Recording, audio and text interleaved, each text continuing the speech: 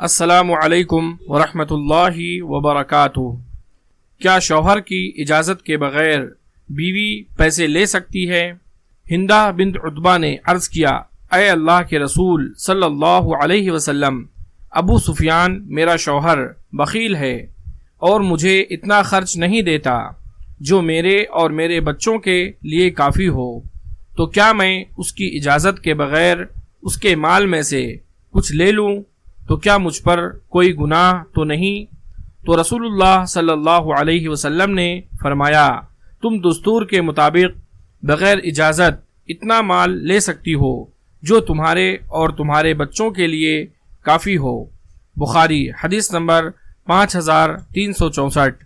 اللہ تبارک و تعالی سے دعا ہے کہ اللہ رب العالمین ہم تمام لوگوں کو بیان کی گئی حدیث کو سمجھنے اور اس پر عمل کرنے کی توفیق عطا فرمائے، آمین۔